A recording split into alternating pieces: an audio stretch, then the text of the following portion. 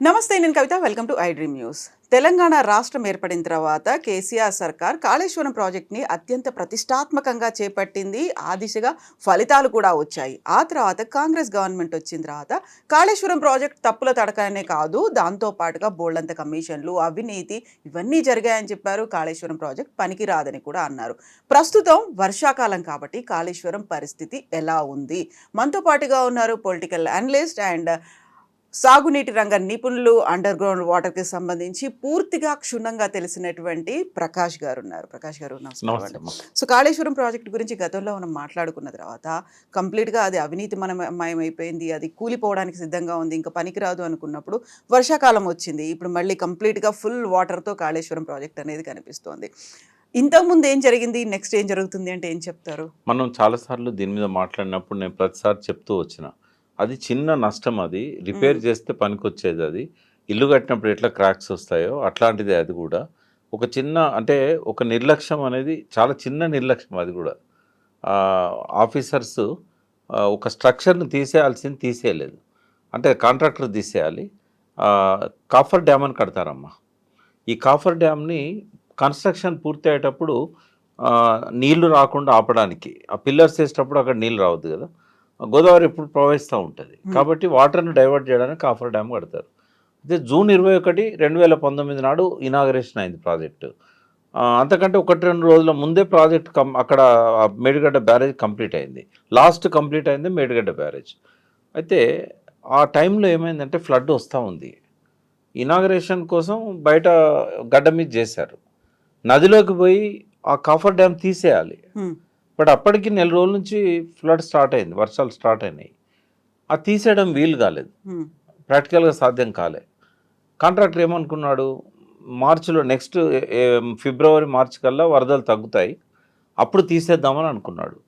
దురదృష్టం ఏంటంటే అప్పటికి కోవిడ్ వచ్చింది. 2020 మార్చి 23 నాడు 100% లాక్డౌన్ స్టార్ట్ అయింది. అక్కడ చూసేవారికి ఏమైంది, 80% కాఫర్ డ్యామ్ కొట్టుకపోయింది ఆ వరదలకి. గోదావరి మహోధృతంగా వస్తుంది, ఆ వరదలకి 80% పోయింది. ఇంకా కొద్దిగానే ఉంది కదా ముక్క, మనం చూస్తే కూడా కనబడుతుంది. అయితే ఆ ముక్కను ఆయన తీయలేదు, ఎల్ఎన్టీ వాళ్ళు తీయలేదు. ఓఎండ్ఎం వాళ్ళు ఏం చేయాల్సి ఉండే అంటే వాళ్ళకు స్పెషల్ పర్మిషన్ ఇచ్చి పని చేసుకోవడానికి ఈ కోవిడ్ టైంలో కూడా నీటిపారుదల ఇంజనీర్లకు ఎగ్జంప్షన్ ఇచ్చారు. వాళ్ళకు కూడా ఇప్పించి కాంట్రాక్టర్కి ఆ 3 నెలల్లో ఆ అవశేషాలు తీసేయాల్సి ఉండే. తీసేయకపోయే వరకు ఏమైందంటే అవి చాలా బలంగా భూమిలో షీట్ పైల్స్ అంటాం కదా, బాగా నాటుకొని ఉన్నాయి అవి. సో లాస్ట్ 3 years కూడా తీయలేదమ్మా వాటిని. ప్రతిసారి వరద ఉధృతంగా వచ్చినప్పుడల్లా అది ఆ మధ్యలో ఉన్న ఈ షీట్ పైల్ దానికి షీట్స్కు తలిగి చాలా హైట్కి ఎగిరి అవతల వైపు నీళ్లు దునుకుతున్నాయి. అట్లా ఒక 3 సంవత్సరాలు ప్రతి సీజన్లో అట్లా దునికి ఏమైందంటే ఒక తాడి చెట్టు అంత గొయ్యి అయింది. ఆ గొయ్యి వల్ల కింద ఇసుక కదిలింది. ఎక్కడైతే 19, 20, 21 పియర్స్ ఉన్నాయో ఆ 19, 20, 21 ముందటనే అది కనబడుతుంది మనకు. మిగతా ఎందుకు ఎఫెక్ట్ కాలేదు అంటే అక్కడ గొయ్యబడలేదు. ఇక్కడ ఎందుకు గొయ్యబడ్డది, వీళ్ళు చేసిన నిర్లక్ష్యం వల్ల. దీనికి ఎవరు బాధ్యులు? ఒకటి ఫస్ట్ ఇంజనీర్లు బాధ్యులు, రెండవది ఎల్ఎన్టీ బాధ్యులు. అయితే ఎల్ఎన్టీ ఇప్పుడు ఎందుకు ఒప్పుకున్నది ఫ్రీగా చేయడానికి, వాళ్ళ పీరియడ్ అయిపోయిన తర్వాత? అంటే తప్పు వాళ్ళది ఉన్నది కాబట్టి. ఇక్కడ కేసీఆర్ తప్పు ఎక్కడుందమ్మా? కేసీఆర్ ప్రభుత్వంలో ఇంజనీర్ల నిర్లక్ష్యం ఉంది, కానీ కేసీఆర్ ఒక ముఖ్యమంత్రిగా బాధ్యత వహిస్తాడు, నైతిక బాధ్యత. కానీ కేసీఆర్ పర్సనల్గా చేసిన తప్పేముంది? నిజంగానే అవినీతి ఉన్నట్టయితే విజిలెన్స్ కమిటీ పరీక్షలలో నాణ్యతా లోపం కనబడాలి. చనిపోయింది ఈ మధ్యనే Rajiv Ranjan, vigilance commission chairman, ఆయనే అధికారి. ఆయనే బాధ్యత తీసుకున్నాక 2-3 సార్లు విజిట్ చేశాడు చనిపోవడానికంటే ముందు. ఆ బాధ్యతల్లో ఉన్నప్పుడే చనిపోయాడు ఆయన. అయితే ఆయన పోయి అక్కడ ఉన్న నాణ్యతను పరీక్షిస్తే ఆ పియర్స్కున్న కాంక్రీటు, సిమెంటు ఇదంతా కూడా తీసుకుపోయి టెస్ట్ చేయించారు. 24% ఉండాల్సిన దానికంటే ఇంకా నాణ్యత ఎక్కువగా ఉంది. కాబట్టి నాణ్యత లోపం లేదు, అక్కడ ఉన్న లోపం అంత ఏంటంటే ఓఎండ్ఎం ఎవరైతే చూస్తున్నారో వాళ్ళు ఆపరేషన్ అండ్ మెయింటెనెన్స్ ఈ ప్రమాదాన్ని కనీసం పసిగట్టి అయినా దాన్ని తీయించాల్సి ఉండే, డిపార్ట్మెంట్ అన్న తీయాల్సి ఉండే, కాంట్రాక్టర్ బాధ్యత కాబట్టి ఆయన తీయాల్సి ఉండే. దానివల్ల ఆ కొద్ది ప్లేస్లో అది ఉండడం వల్ల ఈ నష్టం జరిగింది. దాన్ని మళ్ళీ పూర్తి చేయాలంటే తీసేయాలి, ఆ మొత్తం బ్లాక్ ఏడో బ్లాక్ తీసేసి ఆ 11 పియర్స్ ఏమో ఉంటాయి అందులో, దాన్ని మొత్తం రీబిల్డ్ చేయాలి. అయితే 8 బ్లాకులు ఇక్కడ కట్టారు, ఇంకో 10-15 బ్లాకులు సుందిల్లా అన్నారంలో కట్టారు, కంపెనీస్ వేరు. ఉమ్, ఇన్ని బ్లాకులు కట్టిన వాళ్ళకి ఒక్క బ్లాక్ తీసేసి మళ్ళీ కట్టడం కష్టమానమ్మా? ఓ 400 కోట్లు అవుతుంది కావచ్చు, అది కూడా ఎల్ఎన్టీ వాడు పెట్టుకుంటున్నాడు. ఎందుకు మరి ఇంత దుమ్మెత్తి పోశారు, ఇంత ప్రచారం ఎందుకు చేశారు? ఇంకోటి, మనం అప్పుడు అనుకున్నాం మేడిగడ్డకి ఏం కాలేదు అని చెప్పాం. ఉమ్, చాలా, నేనైతే 100 వీడియోలు చెప్పుంటాను అన్ని ఛానళ్ళు కలిపి. ఇప్పుడు రుజువైంది నేను చెప్పింది, మేడిగడ్డకి ఏమీ కాలేదు. ఇప్పుడు కూడా ఫ్లో పోతుంది కదా, ఉధృతంగా పోతుంది గోదావరి నది అక్కడ. ఉమ్. మేడిగడ్డ నిక్షేపంగా ఉంది, ఏమైందమ్మా మేడిగడ్డకు? ఇప్పుడు ఏదైతే డ్యామేజ్ అయినటువంటి పియర్స్ ఉన్నాయో ఆ బ్లాకుల్ని కూడా తీసేయలేదు కదా ఆ తర్వాత తీసేయలేదు. అయితే ఎప్పుడు కూడా మాట్లాడే నాయకులకు, అది కేటీఆర్ గారైనా, ఇప్పుడు మాట్లాడిన ఎన్ఎం శ్రీనివాసరెడ్డి కాంగ్రెస్ తరఫున ఇప్పుడు మాట్లాడుతున్నాడు, ఇంకా వీళ్ళకి ఎవరికి కూడా పూర్తి లోతైన అవగాహన లేదు. కేటీఆర్ గారు కొంతవరకు బెటర్, ఎందుకంటే ఆయన ఏమన్నాడంటే ఇవాళ, ఇప్పుడు ఇందాక మాట్లాడిన దానిలో, ఇంత వరద ఉధృతంగా పోతున్నప్పుడు కన్నెపల్లి దగ్గర పంపులు ఎందుకు ఆన్ చేయట్లేదు? పంప్స్ అయితే నిక్షేపంగా ఉన్నాయి కదా, అవన్నీ పనిచేస్తాయి, 11 పంపులు పనిచేస్తాయి.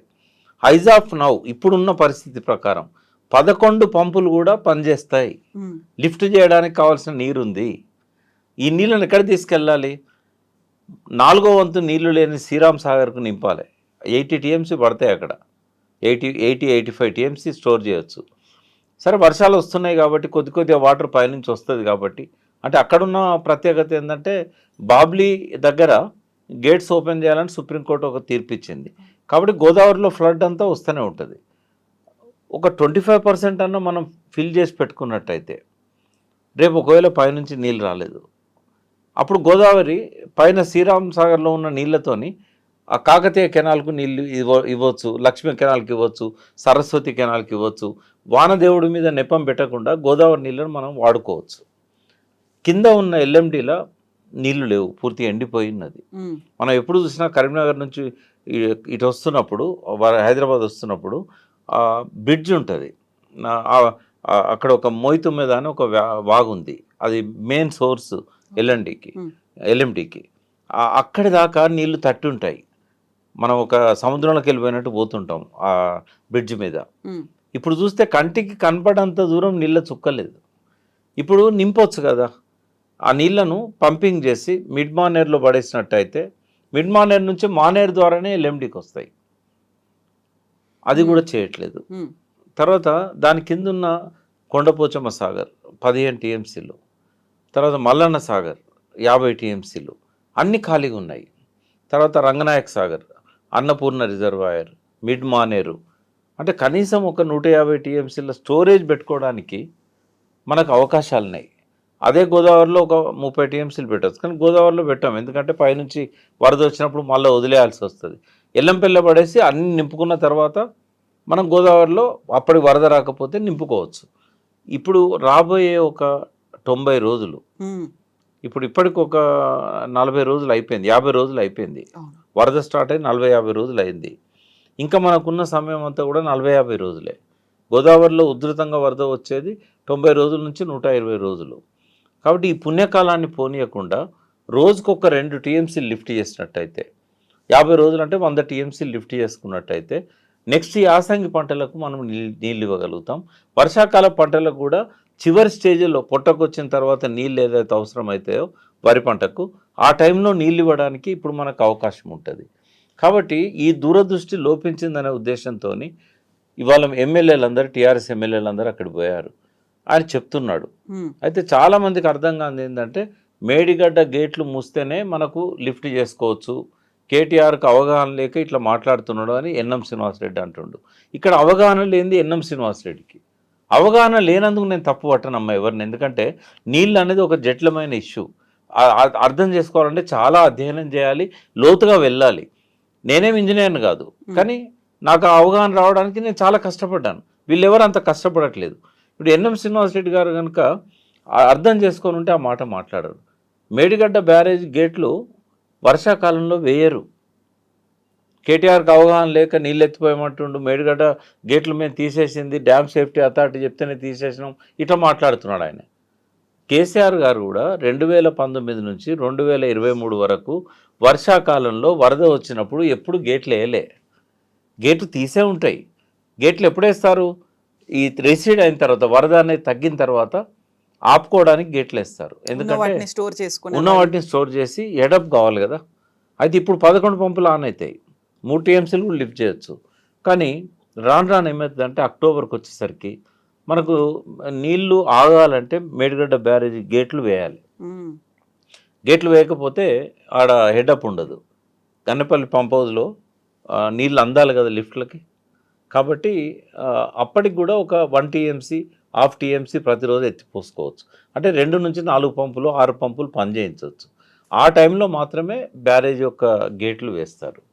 అయితే లాస్ట్ టైం ఏమైంది, అక్టోబర్లో ఎప్పుడైతే ఈ ప్రమాదం జరిగిందో, ఎలక్షన్ నడుస్తున్నది కాబట్టి అడ్మినిస్ట్రేషన్ అంతా ఎలక్షన్ కమిషన్ చేతిలో ఉంటుంది కాబట్టి కేసీఆర్ గారు ఏమి ఇన్స్ట్రక్షన్స్ ఇవ్వలేదు. రేవంత్ రెడ్డి గారు డిసెంబర్ 7న ప్రమాణ స్వీకారం చేసిన తర్వాత వెంటనే చేయాల్సిన పని ఏముండే అంటే, ఎక్కడైతే డ్యామేజ్ అయిందో అక్కడ మళ్ళీ కాఫర్ డ్యామ్ కట్టి వాటర్ అటు పోకుండా మిగతా గేట్లన్నీ వేసి హెడప్ రాగానే లిఫ్ట్ చేయాల్సి ఉండే. ఒకవేళ మేడిగడ్డ దగ్గర చేయకపోయినా కన్నెపల్లి పంప్ హౌస్ దగ్గర, ఇక్కడికి 17 కిలోమీటర్లు ఉంటుంది, కన్నెపల్లి పంప్ హౌస్ దగ్గరనన్నా కాఫర్ డ్యామ్ కట్టి ఉంటే ఆ వచ్చిన నీళ్ళు వచ్చినట్టు కన్నెపల్లి పంప్ హౌస్లో నుంచి లిఫ్ట్ చేసుకోవడానికి వీలయ్యేది. ఇది చేయలేదు, ఆయన తప్పు చేసిండు. దానివల్ల మూల్యం చెల్లించుకున్నది ఎవరు అంటే లక్షలాది మంది రైతులు. వేసిన పంటలు ఎండిపోయినాయి. ఎందుకంటే అంతకుముందు వరుసగా 3 ఏళ్ల నుంచి కేసీఆర్ గారు వేసంగి పంటలకు నీళ్ళు ఇచ్చారు. ఆయన వర్షాకాలంలోనే లిఫ్ట్ చేయడం మొదలుపెట్టేది, ఎందుకంటే పైన వస్తుందో రాదో వరద అని చెప్పేసి. ఈయన పని చేయట్లేదు, ఇప్పుడు కూడా చేయట్లేదు. అప్పుడే తప్పు చేశాడంటే రేవంత్ రెడ్డి ఇప్పుడు మళ్ళీ చేస్తున్నాడు. ఈ ప్రభుత్వం ఏం చేయాలి ఇప్పుడు? కేటీఆర్ గారు చెప్పినట్టుగా ఈ మేడిగడ్డ పైనుంచి నీళ్ళు ఏవైతే వెళ్తున్నాయో అవి కొంతవరకు లిఫ్ట్ చేసుకొని కన్నెపల్లి దగ్గర నుంచి ఈ శ్రీరామ్ సాగర్, నిజాం సాగర్ అవసరమైతే ఆ పైనుంచి కూడా నింపుకుంటూ రావాలి. అప్పర్ మానేర్ డ్యాము 100 టీఎంసీలకు పైన మనం స్టోర్ చేసుకోవచ్చు. ఎప్పుడైతే పైనుంచి వరద వస్తుందో అప్పుడు అన్నారం దగ్గర కానీ సుందిల దగ్గర కానీ నీళ్లు స్టోర్ చేయకుండా లిఫ్ట్ చేసుకొని ఎంటీ పెట్టాలి. పైనుంచి వరద వచ్చే మొదలయ్యే సమయానికి మన కడెం నుంచి ఎట్లాగో ప్రతి సంవత్సరం వరద వస్తుంది, ఆ వరదతోని గోదావరి నిండుగా ఉంటుంది. అంటే ఇప్పుడు ఎత్తిపోయాలి, అక్టోబర్ నాటికి ఆ నదిని ఎంటీ చేయాలి. ఎంటీ చేసి ఆ కడెం నీళ్ళతోని నదిని నింపుకోవాలి. ఇంకా నీళ్ళు కిందికి వదలాల్సిన అవసరం రాదు. కాబట్టి ఇది ఇప్పుడు చేయాల్సింది. వాళ్ళు చేయట్లేదు కాబట్టే కేటీఆర్ గారు వాళ్ళ అక్కడ పోయి విమర్శిస్తున్నారు. ఈ టైంలో మీరు లిఫ్ట్ చేసుకోవాలి, చేసుకుంటేనే నీళ్ళు ఇవ్వగలుగుతారు ఈ పంటలకు కానీ, ఖరీఫ్ పంటలకు కానీ, వేసంగి పంటలకు కానీ అని వాళ్ళు ప్రభుత్వానికి చేస్తున్న సూచన ఏదైతే ఉన్నదో అది ఒక వండర్ఫుల్ అడ్వైజ్. అది దాన్ని పాటించకపోతే రేవంత్ రెడ్డి ఇంకా బదనాం అవుతాడు. నేను రేవంత్ రెడ్డికి అవగాహన లేనందుకు అస్సలు తప్పు పట్ట. ప్రతిపక్షాలు వాళ్ళు చెప్పినా, మాలాంటి వాళ్ళని చెప్పినా దాన్ని అర్థం చేసుకొని గత చరిత్రను ఒకసారి చదివి ఇంజనీర్లతో మాట్లాడి ఆయన ఆ సూచనను అమలు చేయాలి. భేషజాలకు పోవద్దు. భేషజాలకు పోతే నీ ఒక్కరికి నష్టం కాదు, ఇక్కడ మొత్తం రైతాంగానికి నష్టం అవుతుంది. అది చేయాల్సిన అవసరం ఉన్నది. బట్ ఉత్తమ్ కుమార్ రెడ్డి కూడా దాని మీద ఏం స్పందించడం లేదు. ఎంతసేపు అమ్మా, ఇప్పుడు రేవంత్ రెడ్డి గారు ఒక మాట అన్నారు, ఇప్పటిదాకా నేను రాజకీయం చేశాను, పార్లమెంట్ ఎన్నికల తర్వాత రిజల్ట్స్ వచ్చాక అన్నాడు, ఇప్పటి నుంచి నేను రాజకీయం చేయను అన్నాడు. ప్రతిరోజు ప్రతి గంట రాజకీయమే చేస్తున్నాడు. నిన్న అసెంబ్లీలో ఆయన మాట్లాడిన తీరు కానీ, ఎంతసేపు మీరేం చేశారు, మీరు చేయలే కదా, ఇట్లా వాళ్ళ మీద నిందలేయడమే తప్ప ప్రతిపక్షం మీద వాళ్ళు ఏం చేయలేదు కాబట్టే కదా వాళ్ళని దించేసింది. మరి నువ్వు కూడా అట్లే ఉంటే నిన్ను కూడా దించేస్తారు రేపు. అంటే ఆ ధోరణి మారతలేదు. ఒకరినొకరు తిట్టుకోవడం, ఒకరిపైన ఒకరు పైచేయి సాధించాలనుకోవడం. ఇప్పుడు ఎలక్షన్ లేదు కదా, 4 ఏళ్ళ దాకా ఈ లోకల్ బాడీస్ తప్ప వేరే ఎలక్షన్ లేదు. లోకల్ బాడీస్లో వీళ్ళు ఎంత కొట్టుకున్నా కూడా ఆడ కేసీఆర్ను చూసి ఓటేయరు, రేవంత్ రెడ్డిని చూసి ఓటేయరు, ఆ నిలబడ్డ నాయకుడిని చూసి ఓటేస్తారు. వాని గుర్తు కూడా చూడరు వాళ్ళు. లోకల్ బాడీస్ అన్నీ కూడా వ్యక్తుల మీద ఆధారపడి ఉంటాయి. ఎమ్మెల్యే ఇవన్నీ కూడా పార్టీల మీద ఆధారపడి ఉంటాయి. మరి 4.5 ఏళ్ళు ఎలక్షన్స్ లేవు కదా, ఎందుకు ఈ చెత్త రాజకీయాలు? సభను మంచిగా నడుపుకోవచ్చు కదా. ఏం మాట్లాడినా కూడా అలా తప్పు పట్టడాలు అసహ్యం అనిపిస్తున్నది అసెంబ్లీని చూస్తాంటే. ఇప్పుడు ప్రకాష్ గారు, ఇప్పుడు కాళేశ్వరం ప్రాజెక్ట్‌కి సంబంధించి జరగాల్సినటువంటి కరెక్షన్ అనేది కాఫర్ డ్యామ్ దగ్గర చేయలేదు. అది అలాగే పెండింగ్‌లో ఉండిపోయింది. ఆ తర్వాత మేడిగడ్డ దగ్గర పీఎస్ కుంగిపోయాయి. అక్కడ మళ్ళీ దాన్ని రీబిల్డ్ చేయాల్సుండే, అది జరగలేదు. బట్ ఇప్పుడు ఫుల్ కెపాసిటీతో వాటర్ అనేది అక్కడికి వచ్చిన తర్వాత ఈజ్ ఇట్ సేఫ్? సురక్షితంగానే ఉందా? ఎందుకంటే కేంద్ర నిపుణులు వాళ్ళందరూ వచ్చి చూసిన తర్వాత వద్దు అని చెప్పాము, ఇది కుదరదు అని చెప్పినాము. అయినప్పటికి కూడా కట్టారు అనేది ఒక పరంపరగా వ్యాసాలనేవి వచ్చాయి. లేకుంటే వాళ్ళ వ్యూస్‌ని ఎక్స్‌ప్రెస్ చేశారు. ప్రస్తుతం ఉన్నటువంటి సిట్యుయేషన్ ఎందుకంటే ఇంకా 40-50 రోజులు వానలు, వరదలు అనేవి వస్తుంటాయి కాబట్టి ఆ స్టోరేజ్ కోసం అది సురక్షితంగా ఉందా? నిజంగా డ్యామ్ సేఫ్టీ వాళ్ళకు ఉండాలి అవగాహన. ఎవరికి ఉన్నా లేకున్నా డ్యామ్ సేఫ్టీ వాళ్ళకు మినిమం అవగాహన ఉండాలి. వాళ్ళు మాట్లాడిన మాటలు చూస్తే అందులో ఎవడన్నా ఇంజనీర్ ఉండడానికి డౌట్ వస్తుందమ్మా నాకు. హ్మ్. వీళ్ళు కాపీ కొట్టి పాస్ అయ్యారా నిజంగా ఇంజనీర్లేనా అని. ఒక మంచి పని చేసినందుకు అది రేవంత్ రెడ్డి ప్రభుత్వమే చేసింది. అభినందించాల్సింది పోయి మేము చెప్పలే కదా, మేము ఎవడు చేయమన్నాడు. డ్యామ్ సేఫ్టీ వాళ్ళు రేవంత్ రెడ్డి ప్రభుత్వం చేసిన పనిని తప్పు పట్టిండ్రు. తప్పు పట్టకూడదు, అప్రిషియేట్ చేయాలి. ఎందుకంటే మేడిగడ్డ మరింత డ్యామేజ్ జరగకుండా ఉండడానికి హ్మ్. ఆ కింద ఎక్కడైతే 19, 20, 21 పియర్స్ దగ్గర గ్రౌటింగ్ చేశారు. గ్రౌటింగ్ చేయడం వల్ల ఏమైందంటే ఆ లూజ్గున్న ఆ బొరి ఏర్పడుతుంది కదా, కింద మట్టి కదిలితేనే కదా, అవును. ఇసుక అవును. కదిలితేనే. అయితే ఆ గ్యాప్లో అంతకుముందు ఇసుక బస్తాలు వేశారు. ఇప్పుడు ఏంటంటే గ్రౌటింగ్ చేసి సిమెంటు కాంక్రీట్ వేసి పటిష్టంగా చేశారు. మీరు ఎందుకు చేశారు అంటారు వాళ్ళు. హ్మ్. అంటే గోదావరి ఇంత ఉధృతంగా వస్తుంది, అది చేయకపోతే ఈ బ్లాక్ కొట్టుకపోతుంది. అవును. కేవలం వాళ్ళు ఏమన్నారు, మీరు ఈ కట్ చేయండి, గేట్లు లేపడానికి ఆడ వీలు కాలే, గేట్లు లేపడానికి వీలు కాలేదు. ఎంత ట్రై చేసినా ఈ 3 గేట్లు లేవలేదు. హ్మ్. లేవకపోతే వాటి కట్ చేశారు. అది డ్యామ్ సేఫ్టీ వాళ్ళు చెప్పారు. ఈ గ్రౌటింగ్ వాళ్ళు చెప్పలేదు. చెప్పకపోయినా వీళ్ళు ఇంజనీర్స్ కదా, వీళ్ళకి తెలుసు కాబట్టి గ్రౌటింగ్ చేశారు. దాన్ని తప్పు పట్టేది ఎక్కడదమ్మా. వాళ్ళు ఇంజనీర్లు అయితే వాళ్ళకు ఆ స్పృహ లేకపోతే ఎట్లా? వాళ్ళు ఇంకా డ్యామ్ సేఫ్టీ అథారిటీ, హ్మ్. వాళ్ళు చెప్పాల్సింది చెప్పలేదు. చెప్పకుండా వీళ్ళు చేసినందుకు తప్పు పడటం ఎక్కడిది? అప్రిషియేట్ చేయాలి కదా. నేను రేవంత్ రెడ్డి ప్రభుత్వాన్ని అప్రిషియేట్ చేస్తున్న ఆ విషయంలో. ఎందుకంటే రాబోయే ప్రమాదాన్ని ముందుగానే పసిగట్టి గ్రౌటింగ్ చేసి ఇవాళ బ్యారేజ్ కొట్టుకపోకుండా ఆపగలిగాడు. అది చేయకపోతే వాళ్ళ డ్యామేజ్ అయ్యేది, హ్మ్. మిగిలిన పియర్స్ కూడా నష్టం జరిగేది. సో అది మంచి పని చేశారు. ఇదే ఇప్పుడు ఇది నీళ్లు రిసీడ్ అయిన తర్వాత మళ్ళీ కంటిన్యూ చేయాలి. మళ్ళీ అక్కడ కాఫర్ డ్యామ్ కట్టాలి. ఆ! కాఫర్ డ్యామ్ కట్టి బ్లాక్ మొత్తాన్ని మళ్ళీ రీబిల్డ్ చేయాలి. ఇది ఎప్పటివరకు పూర్తి అయిద్దంటే ఇది నవంబర్, డిసెంబర్లో పనులు మొదలవుతాయి. మనకు పని పూర్తి కావడానికి జూన్ వస్తుంది. కాబట్టి నెక్స్ట్ యాసంగి పంటలకు కూడా నీళ్లు ఉండవు. హ్మ్. ఇప్పుడు ఏదైతే కేటీఆర్ గారు అంటున్నారో ఈ నీళ్ళను లిఫ్ట్ చేసి అన్ని డ్యాములు నింపుకోవాలి. ఒక్క నష్టం జరుగుతుందమ్మా. రిస్క్ ఫ్యాక్టర్ ఏంటంటే గోదావరికి మళ్ళీ అనుకోకుండా పైనుంచి మళ్ళీ ఉధృతంగా వస్తే. వరద వచ్చింది అనుకో, వచ్చినప్పుడు ఆ నీళ్ళని సముద్రంలో వదలాల్సి వస్తుంది. హ్మ్. అంటే ముందు జాగ్రత్త కోసం కొంత రాబోయే నష్టాన్ని కూడా పరిగణలోకి తీసుకొని 3/4 అన్న ఫిల్ చేసి పెట్టుకోవాలి. వరద రాలేదనుకోండి 3/4 ఉంటాయి. వరద వచ్చిందనుకోండి సముద్రంలో పోతాయి. లిఫ్ట్ చేసిన ఖర్చు మన మీద పడుతుంది. బట్ రైతాంగం కోసం ఆ మాత్రం మనం సాక్రిఫైస్ చేయడానికి సిద్ధంగా ఉండకపోతే ఎట్లా? అది పొలిటికల్గా అవతల వాళ్ళని బ్లేమ్ చేయడానికి ఉపయోగపడుతుంది కానీ రైతులను కాపాడడానికి అది తప్పనిసరి అవసరం. సో ఇవాళ కేటీఆర్ గారు ఏదైతే సూచన చేశారో 100% దాన్ని అమలు చేయాలి. ప్రతిపక్షం చేసిందని చెప్పి పక్కకు పెట్టద్దు. దానివల్ల లాభం రేవంత్ రెడ్డికే వస్తుంది. ఎందుకంటే ప్రజలు రేపు కేటీఆర్ చెప్తే చేసిందని పట్టించుకోరు. హ్మ్. రేవంత్ రెడ్డి మాకు నీళ్ళు ఇచ్చిండ్రు అని అంటాడు. కాబట్టి అదొక మంచి సూచన, పాటించాల్సిందిగా నేను కూడా ప్రభుత్వానికి విజ్ఞప్తి చేస్తున్నా. మేడిగడ్డ బ్యారేజ్ తలుపులు నెక్స్ట్ నవంబర్, డిసెంబర్ తర్వాత గోదావరికి వరద తగ్గిన తర్వాత వేస్తారు. ఈ 3 డోర్లు ఏవైతే తీసేశారో మూడింటితో పాటు ఆ 7వ బ్లాక్ మొత్తం మళ్ళీ రిపేర్ చేయాలి కాబట్టి కాఫర్ డ్యామ్ అక్కడ కట్టుకుంటారు. హ్మ్. కాబట్టి మనకు నెక్స్ట్ యాసంగి పంటలకు నీళ్ళు ఇవ్వకపోయినా కూడా ఇప్పుడైతే మంచిగా ఖరీఫ్కు కొంతవరకు ఈ ప్రాజెక్టులు నింపెట్టుకున్నట్టయితే అట్లీస్ట్ ఒక 25% ఆయకట్టుకైనా మనం నీళ్ళు ఇవ్వగలుగుతాం. సో కేటీఆర్ ఈరోజు ఒక డిమాండ్ కూడా చేశారు. ఆగస్టు 2 లోపు ఈ గేట్లని ఎత్తకపోతే, పంప్ హౌస్ని కనుక ఫిల్ చేయకపోతే, దాన్ని ఆన్ చేయకపోతే మేమే ఒక 50,000 మంది రైతులతో వచ్చి మేమే ఆన్ చేసుకుంటాము అనేది. ఒకవేళ జరగకపోతే ఏమవుతుంది? ఆ పని కనుక చెయ్యకపోతే? ఆ కన్నెపల్లి దగ్గర పంపింగ్ చేయకపోతే వచ్చిన నీళ్ళు వచ్చినట్టు సముద్రంలోకి వృధాకపోతాయి. రేపు మనకు సెప్టెంబర్, అక్టోబర్లో పంటలు చివరి దశకు వచ్చేసరికి హ్మ్. వాళ్ళకి ఇవ్వడానికి నీళ్లు ఉండవు. ఎందుకంటే ఇప్పుడు శ్రీరామ్ సాగర్ ఆయకట్టులో మొత్తము రైతులు విత్తనాలు వేసుకున్నారు, నార్లు పోసారు.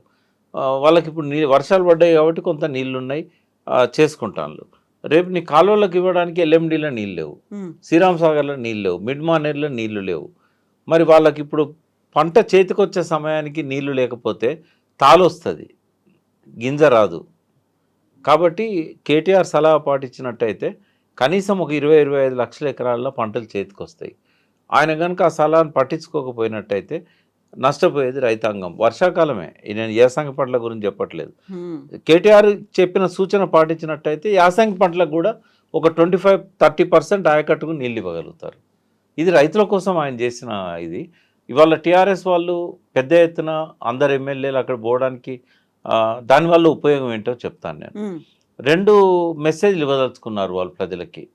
ఒకటి, గోదావరి ఇంత నిండుగా పోతున్నా కూడా రైతులకు నీళ్ళు ఇవ్వడానికి ఈ ప్రభుత్వానికి మనసు రావట్లేదు అనేది ఒకటి ఎస్టాబ్లిష్ చేయాలనుకున్నారు. రెండవది, ఇంత ఉధృతంగా బ్యారేజ్ లెవెల్లో వరద పోతున్నా కూడా మేడిగడ్డకి ఏమీ కాలేదు. కాబట్టి ఇప్పటిదాకా ఏదైతే ప్రచారం చేశారో నాణ్యత లేదు, అవినీతి, మేడిగడ్డ పోతుంది, అక్కర్ రాదు, వేస్ట్ ప్రాజెక్టు ఇప్పుడు కూడా అంటున్నారు కదా, ఆ వాదనలన్నీ భూస్థాపితం అవుతాయి, రైతులు నమ్మరు వాటిని. ఈ 2 ప్రయోజనాలు ఇవాళ టీఆర్ఎస్ ఎమ్మెల్యేల విజిట్లో ఉన్నాయి. ప్రకాష్ గారు, థ్యాంక్ యూ సో మచ్ అండి.